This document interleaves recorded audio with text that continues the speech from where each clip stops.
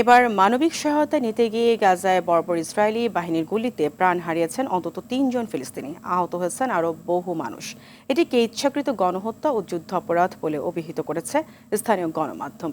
আর Israeli অবরোধে ৩ মাসের মানবিক বিপর্যয়ের চিত্র এই ঘটনায় আরও স্পষ্ট হয়ে উঠেছে বলে মন্তব্য করেছেন সমালোচকরা। এদিকে জাতিসংঘের হিসেবে হামলা শুরুর পর থেকে গাজায় ৫৪,০০০-এরও বেশি ফিলিস্তিনিকে হত্যা করেছে ইসরায়েলি বাহিনী। এই বিষয়ে আরও জানাচ্ছেন ইমরুল হাসান।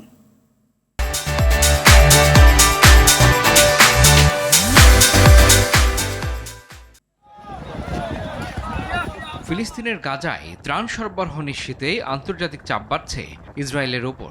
এরই মধ্যে বিবৃতি দিয়েছে জার্মানি ও ফিনল্যান্ড। ইসরায়েল যেন জরুরি ভিত্তিতে ত্রাণ সরবরাহের অনুমতি দেয়, সেজন্য দেশটির উপর চাপ দিতে আন্তর্জাতিক সম্প্রদায়ের প্রতি আহ্বান জানিয়েছে জার্মানির চ্যান্সেলর ফ্রেডরিক ও ফিনল্যান্ডের প্রধানমন্ত্রী পেত্রি অর্পো।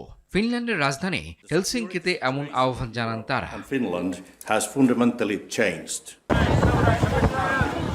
এর আগে মঙ্গলবার দুপুরে রাফা শহরে তীব্র রোদের মধ্যে হাজার হাজার ক্ষুধার্ত ফিলিস্তিনি গাজা হিউম্যানিটেরিয়ান ফাউন্ডেশন বা GHF এর খাবার নিতে ভিড় করেন। ফাউন্ডেশনটি ইসরায়েল ও যুক্তরাষ্ট্রের সমর্থনে সম্প্রতি গঠিত হয়েছে এবং এর কার্যক্রম শুরু করে বিতর্কের জন্ম দিয়েছে বলে জানায় আন্তর্জাতিক সংবাদ মাধ্যমগুলো। প্রত্যক্ষদর্শীরা জানায়, খাবারের আশায় ভিড় করা জনতার উপর ইসরায়েলি বাহিনী গুলি চালায়। গাজার সরকারি মিডিয়া অফিস বলছে, এই ঘটনাটি ইচ্ছাকৃত গণহত্যা এবং যুদ্ধাপরাধের সমান। ৯০ দিনের অবরোধে ক্ষুধার্ত মানুষদের উপর গুলি চালানো হয়েছে বলে জানায় স্থানীয় গণমাধ্যমগুলো।